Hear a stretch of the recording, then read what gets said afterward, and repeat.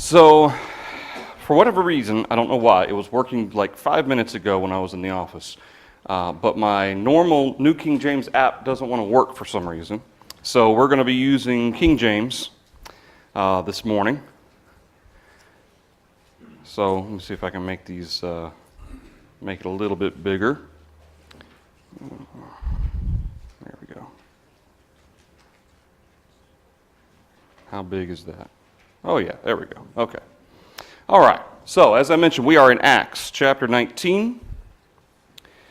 We have gotten to the point where Demetrius and these other craftsmen in the city of Ephesus are seeking to arrest Paul. They're kind of gathering everybody at the amphitheater. I don't know why I have a hard time remembering that word. Amphitheater here in Ephesus. The rest of the city doesn't really know what's going on. These craftsmen are running through the city yelling, "Great is Diana, great is Diana." And all of the people that are hearing this is, well, there's some kind of commotion going on. We need to find out what's going on. And so everybody just kind of congregates there. So we see in starting in verse 30, let's see, where are the two companions of Paul? Verse 29. They couldn't find Paul. So wherever Paul was, it wasn't he was in hiding. Remember, here in a second, he wants to go in the midst of this multitude. He wants to address everybody, and his friends persuade him not to. They can't find Paul. Paul's just somewhere else. They don't know where he is. So they bring Gaius and Aristarchus, men of Macedonia, Paul's companions in travel. When they showed up, we don't know. Whether they showed up after Titus and let's see, who else did he send ahead of them? Timothy and Erastus, verse 22. He sent Timothy and Erastus ahead of him to kind of be there before he gets there, verse 22. He sends to Macedonia because that's his plan, to go up into Macedonia and Achaia and back through. So we see here in verse 32, let's see, sorry, it's throwing me off. This app is different. Verse 30. When Paul would have entered into the people, but the disciples suffered him not. Verse 31. And certain of the chief of Asia, which were his friends, sent unto him, desiring him that he would not adventure himself into the theater.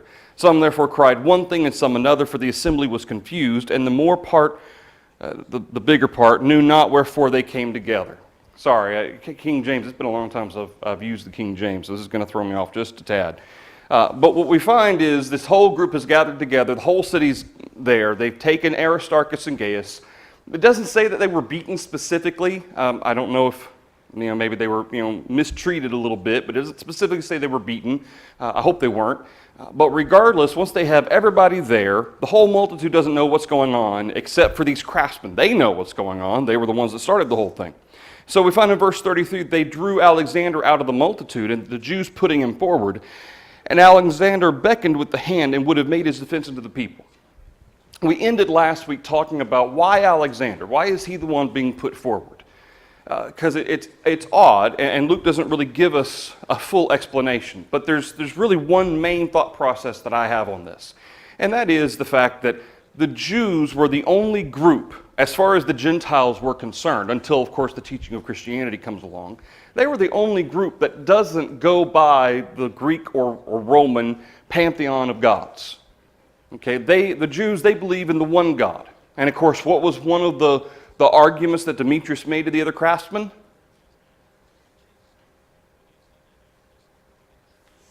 Our economical trade is in danger because why? Yeah, Paul preaches one God. He preaches against idols and things made with man's hands. Okay, not necessarily specific to the resurrection or specific to forgiveness of sins through Christ. It was about the one God versus the many gods. And of course, that's a similarity between Judaism and Christianity, is that we both believe in one God, Jehovah. Okay, we both believe idols are sin. They're wrong because God says so. But because of this, I wonder if the Jews are putting Alexander kind of as a spokesperson for them to make the case, listen, Paul is not a part of us.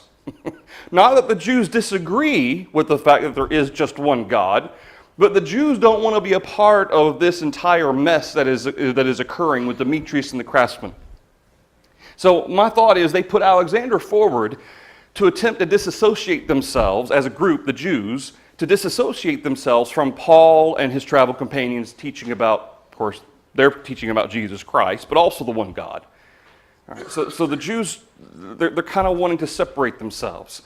They're not able, we see in verse 34, notice, but when they knew he was a Jew, which suggests would they have also known Paul was a Jew, even though he wasn't a practicing Jew from a religious perspective, but from a civil nationality, ethnicity perspective, was he a Jew?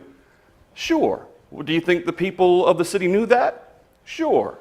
And again, keep in mind that in the early goings, the first couple of decades after well, and really for that matter, that entire first century for the most part, most people outside of Christianity, that is, those who were Jews and those who were Greeks who didn't really know any difference, know any better, they simply thought of Christianity as kind of a branch off of Judaism. They thought of it as a kind of a sect of the Jews. Just like the Jews. They had three main sects of the Jews. You had the Pharisees, you had the Sadducees, and the Essenes.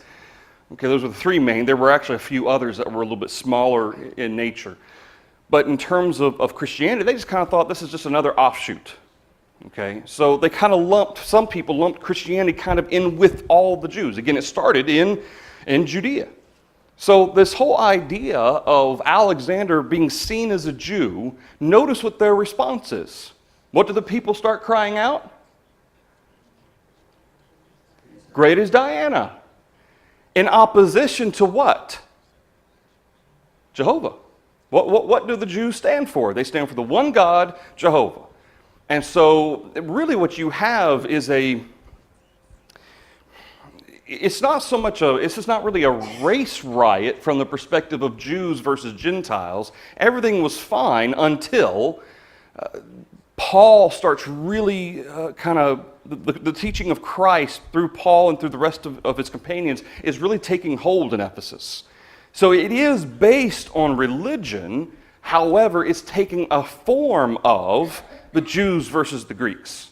Okay, the Jews stand for the one God, the Greeks stand for many gods, especially Diana or Artemis, that's the Roman name for Diana, here in Ephesus. Attached to that, kind of like a little deeper layer of this application as to why there's such a commotion over this, is it wasn't just multiple gods versus Jehovah. It was also the means by which they worshipped those multiple gods. Okay, with the temple of Artemis, with the temple of Diana here in Ephesus, Diana, she was looked upon as a fertility goddess. Okay, one of the ways in which they worshipped Diana. Does anybody know how they went about worshiping Diana? One of the aspects of their worship? Fornication. Yep, ceremonial prostitution. Okay, would that also have been against what Christianity, and for that matter, what Judaism stood for? Absolutely, just a little, right? So we're talking about it's not just the goddess versus Jehovah. It's also everything that goes with it. The means of that worship, the idols that these craftsmen are producing, their way of life. And that's exactly how Demetrius kind of frames this, even though it takes a religious tone. It seems clear Demetrius' main concern is his personal economy, okay? And it would seem that the craftsman kind of being the head of this, sure, there is a religious component, and when it comes to the rest of the city of Ephesus, are they proud of the fact that they have a temple to Diana? Sure. These big cities in Asia Minor, and really a lot of these Greek cities, even in Macedonia and Achaia, they all had a specific temple dedicated to a certain god or goddess. And so Ephesus kind of this was their pride. This is what they were known for. They had the temple to Diana. People who wished to worship Diana or Artemis, they would go to Ephesus. Okay, people who were having trouble conceiving, they would go and appeal to the goddess of Diana or Artemis. And so this was not just an identity for the craftsman, this was an identity for all the city of Ephesus. Now again, keep in mind that certainly there have been a ton of people converted, both Jews and Greeks in Ephesus, through this point. But compared to the larger population of the city of Ephesus, they're still a small fraction. Okay, so this is not like half the city's Christians and half the city's still Gentiles. It doesn't sound like that's the case. The majority of the city is still Gentiles. And for that matter, Greeks, practicing Greeks. All right, anything through verse 34. And notice with one voice, for how long did they cry out? 2 hours. 2 hours.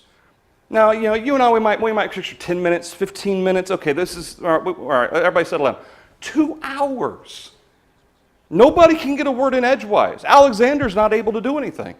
Because for 2 hours, this entire city of Ephesus is chanting, or at least the majority of them, all centered in the amphitheater, are chanting, "Great is Diana of the Ephesians." Notice, of the Ephesians, because she's here. Her temple's here. This is how we identify ourselves. Noah? Seems to me from verse 26 that Demetrius, as he begins his persuasion, the root of this is about whether you get to make your God or God has made us. You get to have it like you want, right? Fashion of God and everything that goes with it, or is it vice versa? God made us and we have to follow His rules. Yeah. It certainly goes into all the areas you're talking about. Certainly. In fact, you even connect this to Romans chapter 1, where Paul describes the falling away of the Gentiles over time and how that eventually they fashioned for themselves gods. They created God in their image as opposed to allowing themselves to be molded into what God wanted them to be. And certainly there's an aspect of this verse 26 that recognizes that. And is that any less true today? It's not any less true today. Okay, for the most part, when we think of idolatry, although idolatry, the strict definition of idolatry isn't necessarily some figure that looks like some kind of a being that you bow down to. Okay, the Bible, how it defines idolatry is anything that you are dedicated or give yourself to more than God. So can money be an idol? Can my career be an idol? Can TV, video games be an idol? Sure. All right. But from the perspective of gods, okay, from a figurine perspective, okay, we have a handful that we can think of off the top of our heads in our world. Okay, you've got Buddha, you have representations of other gods connected to different religions, Hinduism and so forth. But from the perspective of mankind seeking to fashion his own religion after what he wants, that's true even in Christianity, isn't it? Okay, I mean, we think about these, I mentioned a couple weeks ago about the drive-through prayer service, okay, down here on Seymour. Just drive through. They have certain times you can drive through. I'm assuming, I've never gone through, so I assume you give a request to the preacher or pastor, whatever he calls himself there, and say, here's what I'm going through, here's what I'd like for you to pray for me. They pray right there, and off you go. It's kind of have it your way. Your religion, your way. Nolan, go ahead. Say what? You get a burrito with it. Oh, yeah. Yeah. Is there also something there, different cultures have had these hierarchy of gods or lesser, greater. Paul's preaching they are no gods. Yeah. I mean, essentially don't exist. Right. So at the very core of everything about Diana and other such gods. Sure. And this is no different than what he taught in Athens on his second journey, is it? I see all of these altars to all of these gods, but you have this one to the unknown God. And then Paul stressed, this God is the one God. There is no other. Okay, so his teaching is consistent. It's not that he's changing it based on the city he's in. He's not equivocating or kind of sugarcoating it because of his situation or because these people are particularly proud of their having a temple to Diana. Paul's not hiding anything. Okay, it's just that Demetrius and his friends, they have a particular issue with this, and apparently it's not something that really the other Ephesians had thought about. That's my thought process. Is there, again, whether or not through this process, Demetrius, which we see here in a little bit, the clerk or whatever whatever King James calls him, later on when he stands up to address the crowd, he is going to address what Demetrius says. as of this moment, whether or not the city is, the rest of the people are aware of what the situation is, other than the fact that we're rooting for Diana here. I don't know if Demetrius and his craftsmen had the opportunity to present their case to the rest of the city. But at least on their end, and eventually on the Ephesians' end, if this was something that they hadn't really thought about it, hadn't really given it much thought or attention, and now all of a sudden it's being pointed out to them, now they have an issue. But Paul, he's still been teaching the same the whole time. Debbie, did I see your hand a second ago? Just an observation, regarding figurines and idols and things like that. Lloyd and I had a conversation last night. We had been to a wedding, and we were talking about the ornate crucifix and stuff that, and he's like, that's a lot like an idol, isn't it? I said, in my mind it is, because it's and they attach a holiness to that object. Yeah, and people go, they kneel before it. They offer, I forget what it's specifically called, where they put the candles and and that's something that is attached to Catholicism. Is one specific aspect to this. Remember, Catholicism has its roots in Galatians. I really believe that the issue that Paul addresses in Galatians is the beginning of what would become the Catholic Church. It is a mixture of the ritual of Judaism plus Christ. And that's really what you have in Catholicism. That's why Catholicism became such a big thing in 300, 400 AD, was because it offered a little bit of the best of both worlds. It was like the Pharisaical Christianity, sort of, this hybrid. Traditions of men and all that. I just, reading through this, and, that just occurs to me so many times, at least in my mind, it was like, Christians worship God as opposed to any type of figurine. But there's a lot who claim to be Christians who have a figurine fixation as well. Yeah, absolutely. When I was growing up, we had a family right next door. I was best friends with their son, but they had full confidence that when they hung, it was this cross or whatever in the rearview mirror, the mirror on the dashboard, the rearview.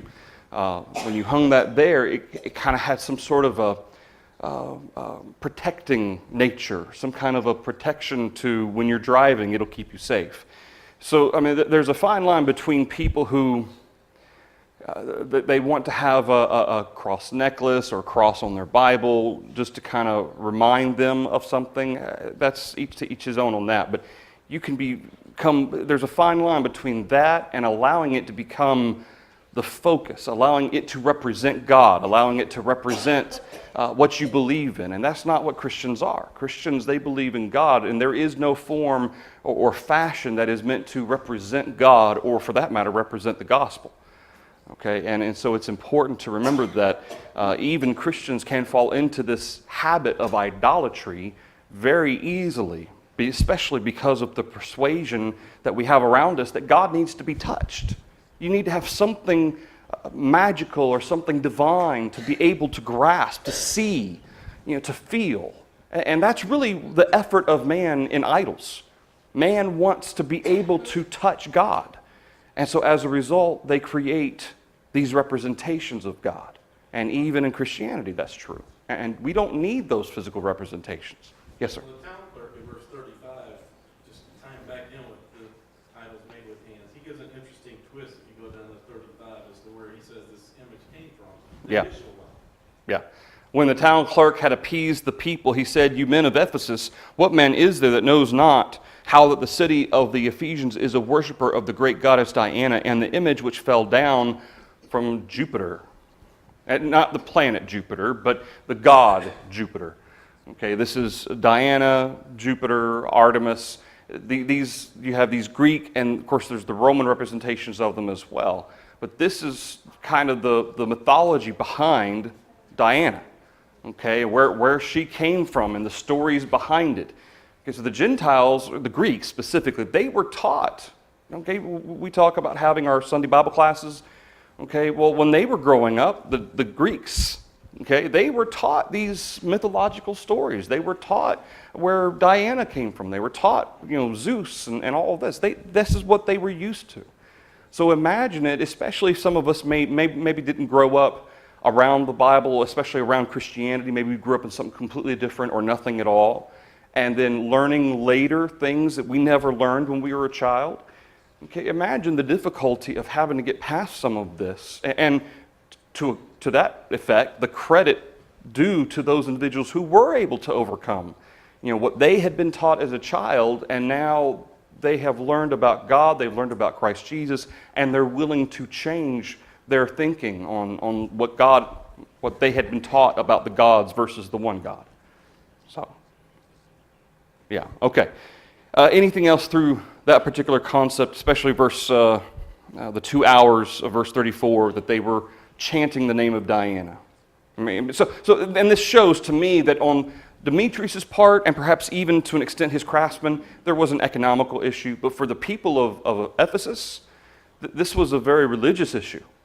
Okay, whether they were aware of the economical situation or not, this was a religious issue for them. Anything else through verse 34 so far? All right, so we see the town clerk stands up before the people. He's got some authority being representative of the government in Ephesus. So he makes this statement. He says, "You men of Ephesus, what man is that doesn't know, or that knoweth not, how that the city of the Ephesians is a worshiper of the great goddess Diana?" Everybody knows this. Okay, this is what Ephesus is one of the things that Ephesus is known for.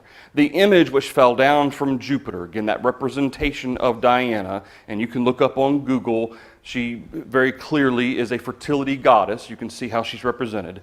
But in verse 36, "Seeing then that these things cannot be spoken against," in other words, everybody knows this, that's not going to change, "you ought to be quiet and do nothing rashly." He says, verse 37, "For you have brought hither these men, which are neither robbers of churches, nor yet blasphemers of your goddess. Therefore, if Demetrius and the craftsmen which are with him have a matter against any man, the law is open, and there are deputies. Let them implead one another. But if you inquire anything concerning other matters, it shall be determined in a lawful assembly. For we are in danger of to be called in question for this day's uproar, there being no cause whereby we may give an account of this concourse," or this whole assembly, this whole riot type situation that's taking place. So, there's a couple of cases that the clerk makes. He says, listen, our reputation's not in danger here. Everybody knows about Ephesus. Everybody knows that we have the Temple of Diana. Everybody's aware of this. This isn't something that's going to change. And then he says there in verse 36, be careful what you do here. And in many ways, this is, when I think about the wisdom of this clerk, because it's very wise what he says, okay? In some ways, I see him as a civil spokesperson for the law of man that really speaks through the ages, okay? Matters of religion, of these issues, and to that extent, the economical complaint, needs to be taken before rightful law, not the law of, or the rule of mob mentality. And that's what this is, isn't it? It's mob mentality taking this form of righteous indignation when in fact there is no law being served here. There's no law being recognized here. That's why he says in verse 37, "You brought these men." He's speaking specifically about Gaius and Aristarchus. They haven't robbed any temples. I know it says churches, but it's the representation of temples. Okay? They haven't gone into the temple of Diana and stolen anything. They have not blasphemed the goddess Diana. It's not to say that they weren't teaching about the one God. But remember what Paul did. Paul, instead of focusing on Zeus and all these other altars, he focused on the unknown God and then taught the true God. And I have no doubt that's exactly what Paul and his fellow traveling companions are doing in Ephesus as well. They're emphasizing the one God, and they're focusing on that. They haven't spoken specifically about anything about Diana. Because what's the point? Diana, Zeus, they're all the same. Focus on the one God, these people will understand it. They'll recognize that means all these other gods can't be real. They can't be true.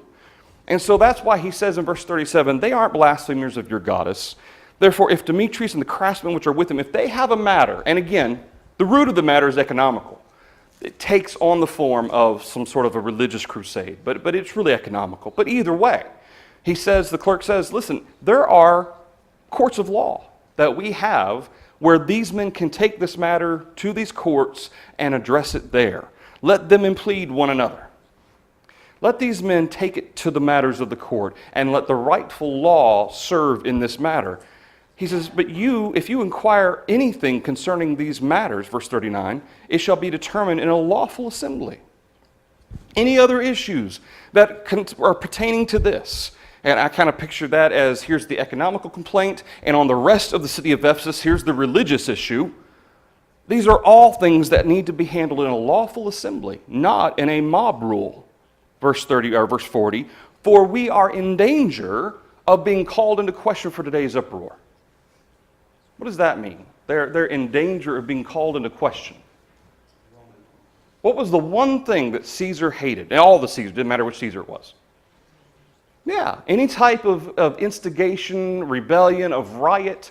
Remember who Barabbas, that Pilate had imprisoned when Jesus was being tried, and Pilate asks, who do you want me to release to you? And this was a custom he had with the Jews at Passover. Shows the genius of Pilate in recognizing God passed over your people. I will honor this by passing over judgment on a criminal. So Barabbas, remember what he was guilty of? He was a murderer, and what else? He was insurrection. He was seeking to cause riot. Okay, this was a very serious issue, very serious charge. And what this clerk is saying in verse 40 is all of us can be called into question for being a part, in essence, of a riot, of a mob. And even though the Romans at certain points were vicious and at certain points extremely immoral, one of the things they did instill, that still remains today, is an insistence on adherence to law. That's how civilization functions. It can't function without rule of law. And that's one aspect to this that's being described here, is that we're going to be brought to account for this if we let this continue.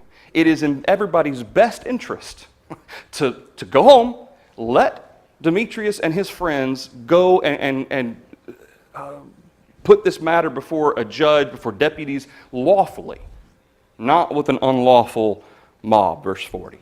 And so, verse 41, when he had thus spoken, he dismissed the assembly. So what they had gathered here was unlawful, as opposed to what he encouraged was having a lawful, which is according to what the law of the Romans is, to allow for complaints to be heard. This is not one of those means to do that. Anything through verse 41. And in many ways, this principle still applies today. Okay, even in man's law today, this is a principle that still applies, especially in our country, where we value the rule of law.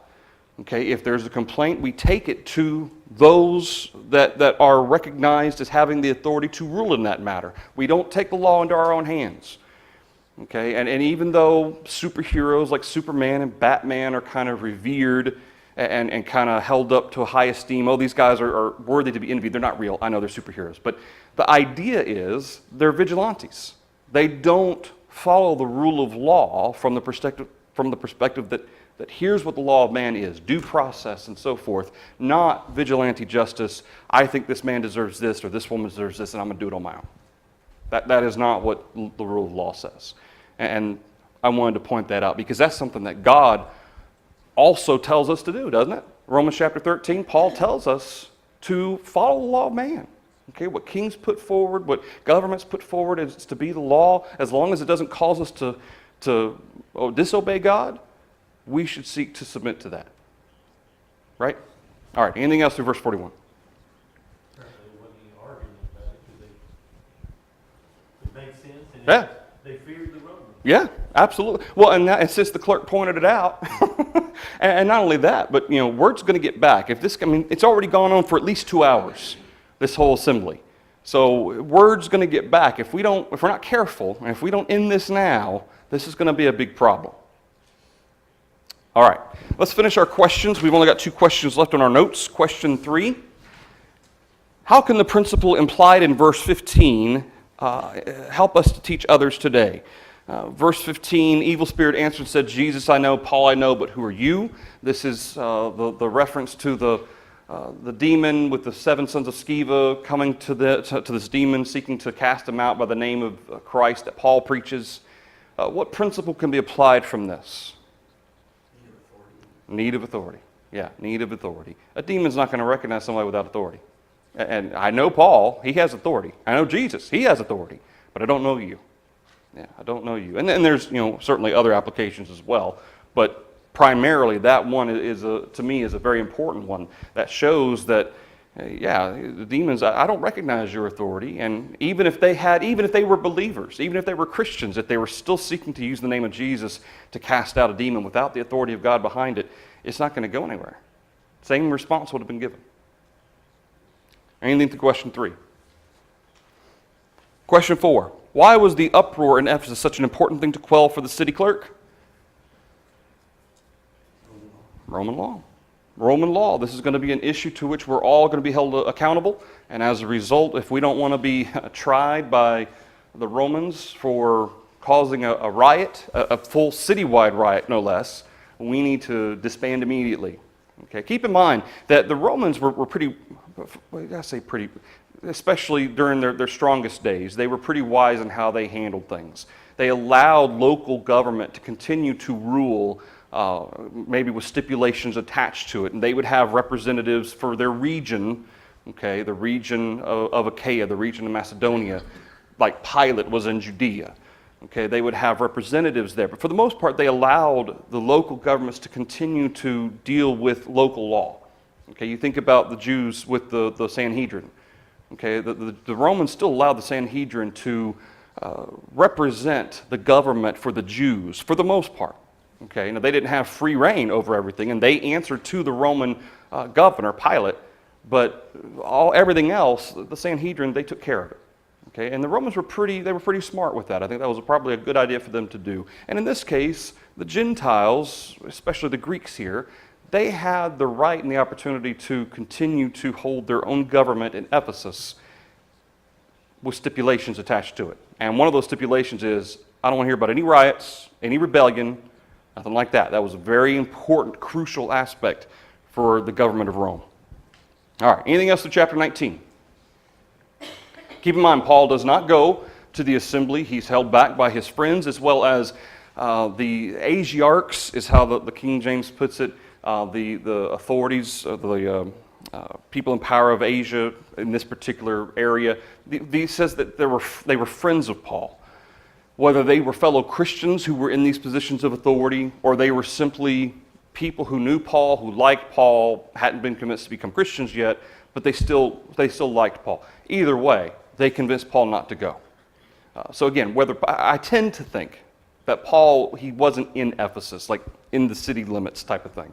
Like he was somewhere on the outskirts somewhere talking to somebody, and when all this happened, he wasn't in Ephesus to be found. That's why they took Aristarchus and Gaius.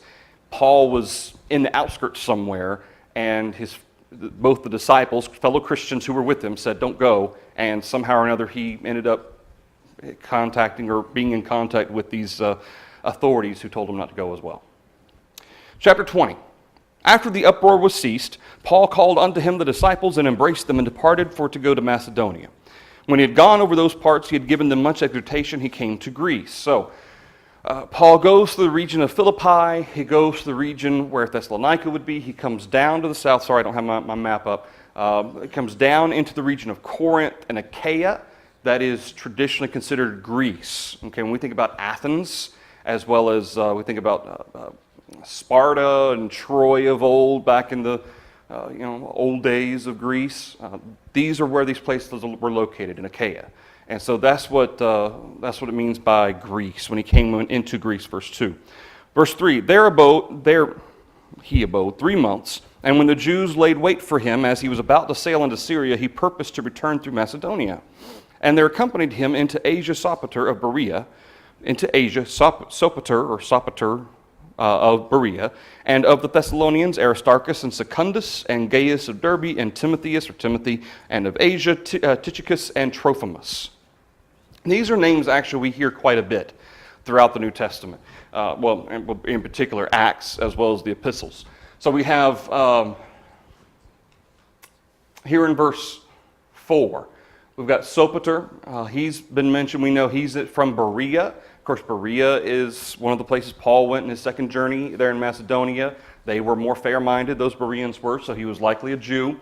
And we see the Thessalonians, they weren't too happy. Remember, Paul had gone from Thessalonica to Berea. That shows the contrast between the two. But there were some people who were persuaded and decided to become Christians, like Aristarchus and Secundus. Aristarchus presumably is the same Aristarchus that was with Paul earlier when he went to Ephesus. So Aristarchus, both Aristarchus and Gaius seem to be unharmed through that process. We have Gaius of Derbe.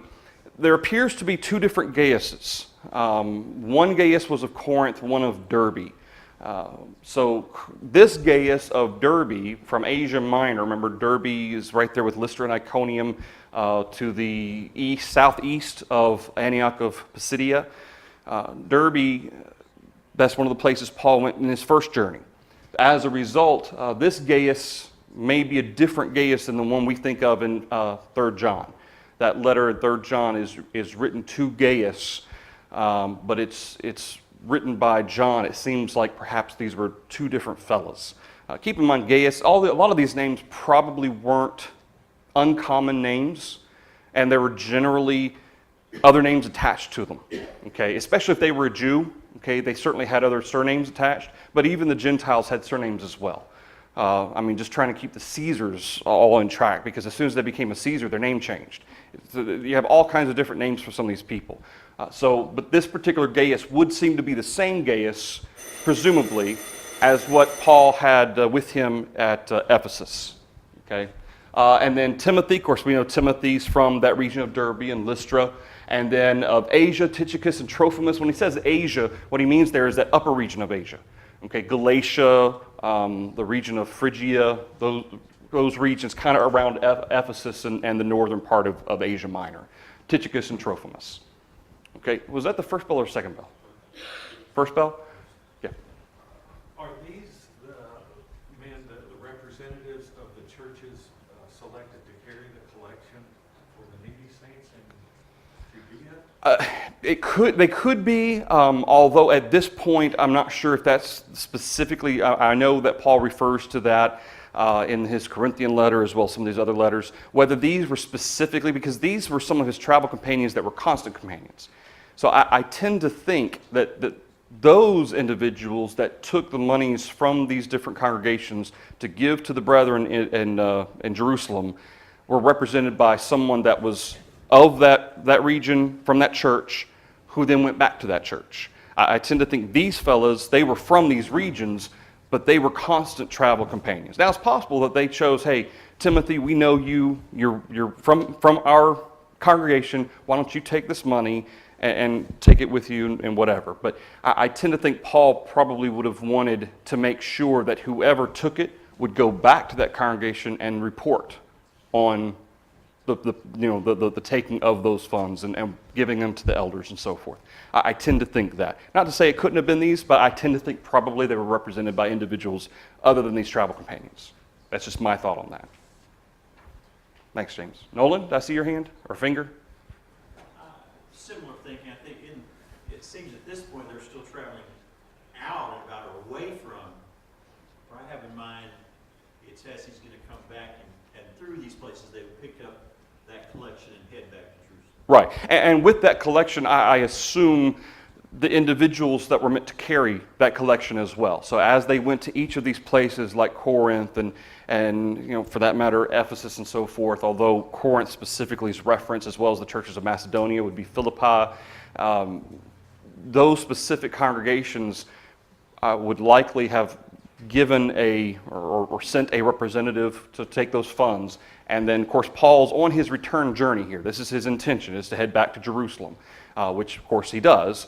So I would imagine here on this third journey that is the case, that they're picking up these representatives along the way on this course, and then they're going to Jerusalem to deliver these funds to the brethren there.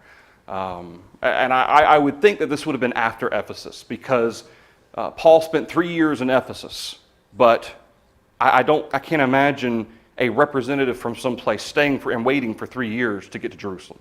So I imagine it was after that they kind of actively started picking up these individuals, especially Macedonia, Achaia, because that's where we see the letters written regarding the need of the saints in Jerusalem. So this was kind of a fairly quick process, relatively speaking, to pick up these individuals as he goes around to head back to Jerusalem. Yeah. And it's also possible that they sent a letter or something, say, hey, all these representatives meet me in Troas, or meet me, and it's just not told to us how that took place. But I tend to think that as Paul went to each place and he encouraged each congregation to contribute to the needs of the saints in Jerusalem, that they devoted an individual then. Any other thoughts so far through verse 4? Okay, and next class we will kind of just quickly go back over to show the track that Paul's taking that's being described here, just so that we all have a kind of the same understanding of the path that Paul's taking here. Verse 5, those going before us tarried for us at Troas, and we sailed away from Philippi after the days of unleavened bread, and came unto them at Troas in 5 days, where we abode 7 days. And upon the first day of the week, when the disciples came together to break bread, Paul preached unto them, ready to depart on the morrow, and continued his speech until midnight. So, verse 7 is an important verse. I'm sure we're all pretty familiar with verse 7. Of course, it always helps to put it in its own context as to what is taking place. So Paul, they sail away from Philippi. Okay, so they went through their circuit into Macedonia, Achaia, end up back in Philippi, and then they sailed after the days of unleavened bread. So this would have been after Passover. Okay, remember and notice there's no particular emphasis for Paul to get to Jerusalem for Passover. His emphasis is to get there for what? For Pentecost. Okay, that seems to be the focus of Paul. So after Passover, they come to Troas, and they stay there for 7 days. All right, we will stop there. We'll pick up with verse 7 next Sunday. Like I said, the chapter 20 and 21 notes are on the back table, all on one page, as well as the proverb notes are also on the back table. Also, and we'll announce it here in a little bit as well. Anybody wanting a pictorial directory, we do have them done. If you have not gotten one, they're on the back chairs back here in the foyer. Thank you, everybody.